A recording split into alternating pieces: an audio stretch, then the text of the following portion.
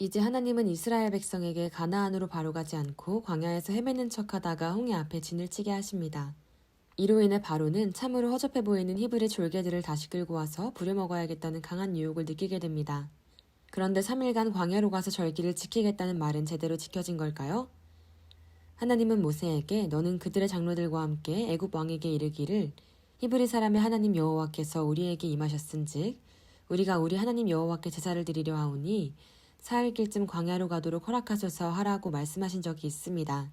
또한 모세도 바로에게 우리가 광야로 사흘길쯤 가서 우리 하나님 여호와께 제사를 드리려 하오니 가도록 허락하소서 하고 말합니다. 그런데 그들은 광야로 3일간 이동한 후 아무것도 했다는 기록이 없습니다. 그렇다면 광야 3일 길은 무엇일까요? 어떤 학자는 이 3일이 홍해나 시내산에 도착하기까지의 기간일 것이라 합니다. 그러나 이는 맞지 않는 것 같습니다. 홍해까지는 최소한 6에서 20일이 걸렸을 가능성이 있어서 날짜가 안 맞고 여기는 광야가 아니고 바닷가입니다. 또한 시내산에는 출애굽한 지 2달 만에 도착했으므로 3일과는 무관합니다. 어떤 분은 이 숫자가 상징적인 숫자일 것이라고도 합니다. 과연 무엇이 맞을까요? 말씀에는 3일째에 제사를 드리지 않았다는 기록이 없으니 제사를 드렸는지 안 드렸는지 모릅니다. 그런데 만약 3일 이동 후 제사를 안 드렸다면 하나님께서 모세에게 거짓말을 하도록 지시했거나 하나님께서 제사 드리라고 한 것에 대해 모세가 불순종한 것이 됩니다. 만약 이 말씀이 수개월 후 시내산에서 레위지파에 의해 처음으로 제사 드린 것을 의미하는 것이었다면 이 또한 하나님께서 날짜를 속인 것이 됩니다. 그러나 하나님은 거짓말을 하지 않으시는 분입니다. 또한 모세도 불순종할 수 없는 사람입니다. 그러므로 두 조건을 모두 만족하려면 3일 후 제사를 드렸다고 가정해야 할 것 같습니다. 이스라엘에게 있어서 예배는 거의 존재 목적에 가까운 것입니다. 하나님께서 그들이 예배의 삶을 살 수 있도록 하기 위해 출애굽하게 하신다고 말씀하기도 했습니다. 만약 3일 이동 후 제사를 드렸다면 이를 기록하지 않은 것은 그 후로도 늘 제사 드리며 살았기 때문에 이를 특별히 기록할 필요가 없어서 그런 것이 아닐까 합니다. 그런데 말씀을 잘 살펴보면 3일 이동 후 제사를 드린다 했지 3일 만에 제사를 드린다는 말은 하지 않은 것 같습니다. 그러므로 3일은 이집트를 벗어나기 위한 기간일 뿐 하나님께 제사 드리는 것은 그들이 정한 시점에 아무 때나 한다고 해서 바로에게 거짓말한 것이 아닐 수도 있습니다. 그러므로 3일 후 꼭 제사를 지내야지만 약속을 지키는 것은 아니라고 해석하는 것이 더 맞지 않을까 합니다. 이집트의 정탐부대가 이스라엘의 도주 사실을 보고한 것은 출애굽 후 3일이 지난 4에서 5일째가 될 것입니다. 바로는 아직도 이스라엘 백성이 3일 후 다시 돌아와 종노릇 해주기를 바라고 있었거나 혹은 그들이 스스로 생존할 수 없는 찌질이 노예 민족이니 자신들이 다스려줘야 되겠다고 생각하게 된 것 같습니다. 그러나 그동안 여호와께 엄청나게 고통을 당하고도 다시 이런 결정을 한 것은 이제 여호와가 자신들의 신에게 패배하고 있다는 착각을 했기 때문이 아닐까 합니다. 그동안 여호와는 자신들의 신을 이기는 강한 신으로 알고 있었습니다. 그런데 여호와가 광야로 가더니 자신의 백성을 제대로 인도하지도 못하고 헤매는 허약한 모습을 보이는 것입니다. 바로는 이것이 여호와가 광야에서는 힘을 쓰지 못한다거나 자신들의 신에게 패배하여 약해진 증거라고 오판한 것일 수 있다는 것입니다. 그러므로 이제는 그의 백성을 끌고 와도 여호와가 더 이상 이를 방해할 수 없을 것이라 생각했을 수 있겠습니다. 바로의 신하들 또한 노예들이 나가고 나서 자신들이 직접 일을 하려니 너무 힘들어서 편했던 옛날을 그리워하고 있었을 것입니다. 바로는 신하들과 상의하면서 히브리 노예들을 다시 잡아오는데 한마음이 됩니다. 바로는 이집트의 대부분의 병거를 거느리고 함께 출발합니다. 이는 이집트 국력의 상당 부분을 할애한 것입니다.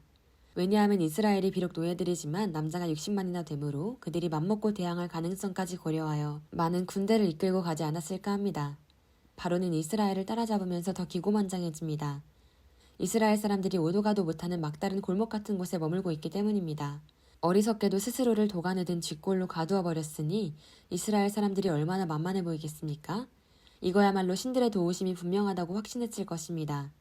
바로가 이런 착각을 하게 된 것은 하나님의 큰 뜻에 의한 것입니다. 즉 하나님께서 상황을 그렇게 만드셨고 그의 생각도 그렇게 강화시켜 가셨기 때문일 것입니다.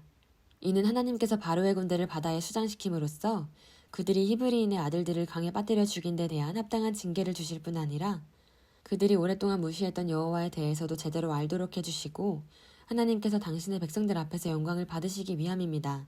유대인의 전승에 따르면 바로의 군대가 이스라엘에 진에 도달한 것은 출애굽한 지 약 6일쯤 되는 날로 추정됩니다. 바로의 수많은 병거와 군인들이 그들을 추격해오는 것을 확인한 사람들은 극도로 두려워하기 시작합니다. 이렇게 두려워한 이유는 그들이 군대를 맞서서 싸워본 적도 없었고 싸우려는 마음의 준비도 없으며 싸울 수 있는 장정보다 보호받아야 할 여자들과 아이들, 노인들이 더 많았기 때문입니다. 또한 오랫동안 노예 생활을 하면서 평소에도 두려워하던 구인들이었는데 이제 자신들을 잡으러 벌떼처럼 몰려들고 있으니 이를 보고 두려워하지 않는 것이 더 이상할 정도였을 것입니다. 그러나 무엇보다도 10가지 재앙을 베풀며 그들을 출애굽시켜 주신 하나님에 대한 믿음이 적었다는 것이 두려움의 가장 큰 원인이라 할 수 있을 것입니다. 하나님께서 이번에도 이집트 군대로부터 자신들을 지켜줄 것이라는 믿음이 있다면 이렇게까지 떨 필요는 없을 것입니다.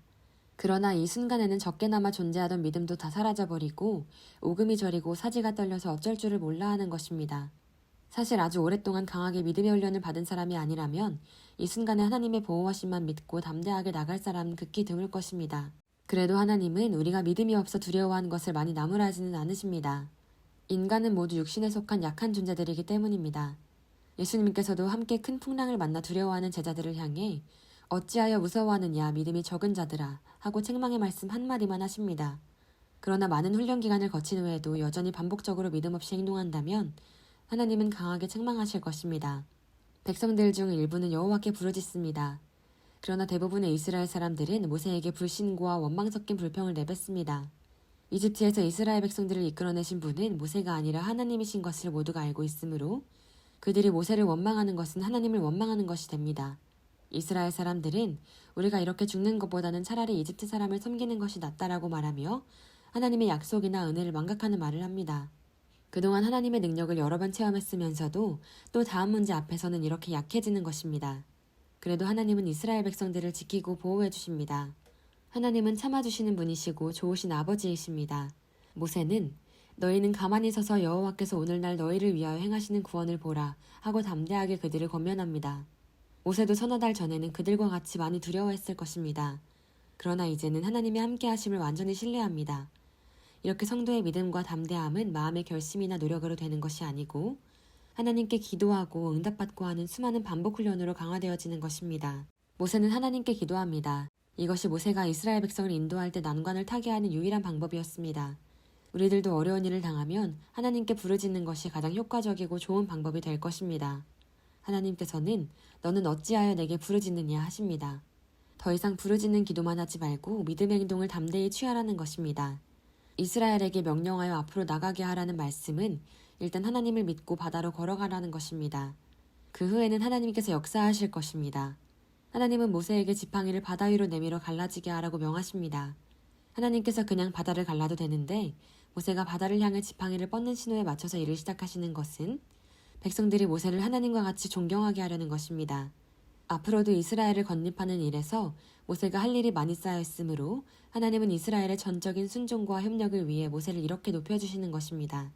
이때 이스라엘 진 앞에서 행하던 하나님의 사자가 뒤로 이동하므로 구름 기둥도 앞에서 뒤로 옮겨갔다 합니다. 이 하나님의 사자라는 단어는 보통 구약에서는 성육신하기 전인 그리스도를 의미합니다. 구름 기둥은 이집트 진과 이스라엘 진 사이에 서서 이집트 군대 쪽은 진한 구름으로 어둡게 하시고 이스라엘 쪽은 불빛으로 밝게 해주십니다. 이집트 군대는 어두운 중에 길을 못 찾고 이스라엘 쪽으로 접근하지 못합니다. 하나님은 이제 드디어 홍해를 가르는 인류 역사상 유례가 없는 대역사를 시작하려 하십니다. 하나님은 엄청 강한 동풍을 불게 하셔서 바닷물은 좌우로 갈라지고 땅이 마르게 합니다. 바다는 바닥이 울퉁불퉁할 것이므로 하나님께서 바람으로 많은 흙을 날라와서 사람들과 가축들이 이동하기 쉽게 더 평평한 길로 만들어주시지 않았을까 생각됩니다. 그런데 하나님께서 밤새도록 동풍을 불어서 홍해를 갈랐다는 표현이 약간 혼란을 일으킵니다. 만약 하나님이 문자대로 정말로 이렇게 했다면 여기서 하나님의 능력에 대해서 의구심을 갖는 사람들이 생기게 됩니다. 하나님은 전능하신 분인 줄 알았는데 홍해를 가르는데 많은 시간이 필요했다는 것은 하나님의 능력이 무한한 것이 아니라는 증명이 된다는 것입니다. 그러나 이는 성경을 세밀하게 읽지 않아서 잘못 해석한 것입니다. 이스라엘이 홍해를 건넜는데 얼마의 시간이 소요됐을까요? 250만 명이 어느 통로를 지나가려면 사람들이 100명씩 옆으로 서서 100m 넓이로 걷는다 가정할 때에 빨리 걸어도 7에서 8시간이 걸립니다. 특별히 그들은 건장한 사람들의 집단이 아니고 노인과 어린이들, 가축들, 수레와 수많은 짐들이 섞인 무리이기 때문에 이 이상의 속도로 이동하기는 절대로 불가능하다고 볼 수 있습니다.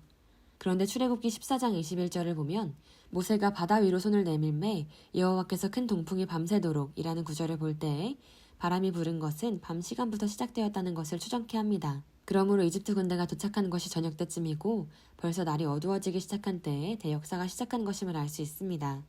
그런데 이스라엘은 천천히 이동하므로 새벽까지 도하를 마치려면 최소한 밤 7, 8시경부터 바다를 건너기 시작해야 한다는 결론이 나옵니다. 그러므로 홍해는 처음 짧은 시간 내에 열려서 이스라엘 백성들이 바로 건너기 시작했으며 강한 바람은 이스라엘이 건너는 기간 동안 홍해길을 유지하기 위해서 밤새 불었던 것으로 봐야 합니다. 다시 말하면 하나님께서 홍해를 가르고 말리는 게 쉽지 않아서 힘들게 밤새도록 일을 하셨다는 뜻이 아니라는 것입니다. 성경은 하나님의 말씀에 대해서는 매우 자세히 기록하지만 사건이나 진행 과정에 대해서는 간결하게 기록하고 지나가므로 처음에 바람이 불어서 홍해를 갈랐다는 말씀과 도하 시간 내내 불고 있었다는 두 말씀을 한 번에 기록하는 것이라 볼 수 있을 것 같습니다. 홍해가 갈라지고 이스라엘 백성들이 건널 만한 통로의 넓이는 어느 정도일까요? 바람이 너무 세면 사람들이 걷기 어려우므로 하나님께서 그들이 바람으로 고생하지 않도록 이 통로를 매우 넓게 만들어 주셨을 가능성이 있습니다. 어떤 학자는 이 통로의 폭이 1.5km 이상이었을 것이라 추정하기도 합니다. 그렇게 하면 바람은 멀리서 물벽을 세워놓고 있었으므로 이스라엘이 바람으로 인해 힘들지 않을 수 있는 것입니다. 그러니까 이 물의 벽은 영화에서처럼 그들 바로 옆에 서 있었던 것이 아니고 멀리 떨어진 곳에 있었다는 것이 됩니다. 이 주장이 합리적으로 보이는 것은 이스라엘 백성이 큰 저항 없이 바다로 걸어 들어갔고 이집트 군대가 이 물길로 따라 들어가는 것을 봐서도 추정할 수 있습니다. 만약에 바다가 갈라지고 높은 물의 벽이 그들 옆에 수직으로 서 있었다면 이스라엘 백성들도 상당수가 두려워서 이 길로 들어가기가 쉽지 않았을 것입니다. 또한 이집트 군대도 감히 이 사이로 들어갈 엄두를 내지 못했을 것입니다.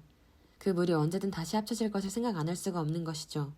그러나 통로의 폭이 넓고 물의 벽이 매우 멀리서 형성되어 있었다면 어두운 중에 물의 벽도 잘 보이지 않고 잠시 썰물로 인해 땅이 드러났다고 착각하고 이집트 군대가 그들을 따라 들어갈 마음을 먹을 수 있었을 것입니다. 역사가 유세비우스는 홍해 사건 후 이집트 제사장들이 모세는 간조와 만조를 매우 잘 알고 이를 잘 이용하는 자라 했다는 기록을 남겼습니다. 이것이 홍해 사건이 썰물과 밀물을 이용한 것이라 말함으로써 하나님의 능력을 인정하지 않으려는 모습을 보이는 것입니다. 그럼 정말로 바람이 바다를 가를 수 있을까요? 이집트 근방 지역에서는 이런 일들이 순수 자연적인 현상만으로 어느 정도 일어나는 편입니다. 이집트 북쪽 만잘라 호수에서는 몇 시간의 강한 바람 후에 물이 물러가서 호수의 모양이 완전히 바뀌는 경우도 종종 일어납니다. 하물며 자연현상을 초월하여 이적을 일으키시는 하나님께 이는 아무것도 아닙니다. 과학적으로 추론이 가능한 범위 안에서만 말씀을 받아들이고 그 이상은 모두 상징일뿐이라는 해석은 하나님을 물질 세계 안에 가두어버리는 것입니다.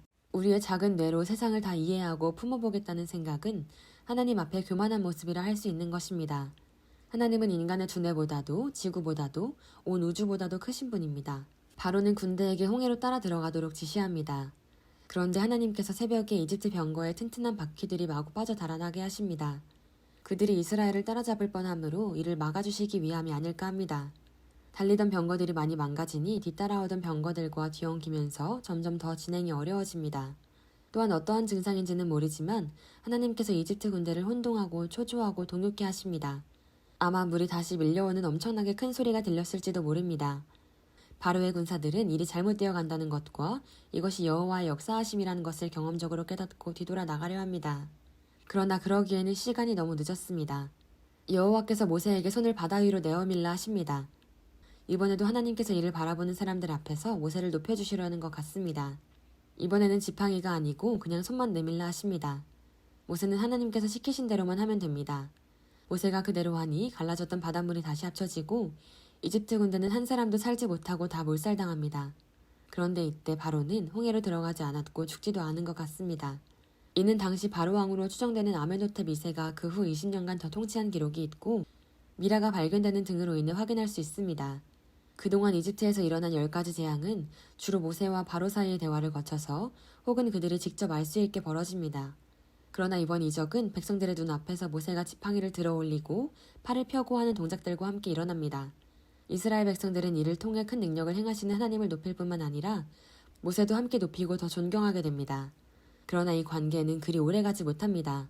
그들이 어려움에 닥칠 때마다 모세를 원망하고 욕하고 반기를 들기도 했기 때문입니다. 이렇게 이적을 보고 환호하는 신앙은 오래가지 못합니다. 어떻게 해야만 온갖 우여곡절 중에도 흔들리지 않는 믿음을 가질 수 있을까요?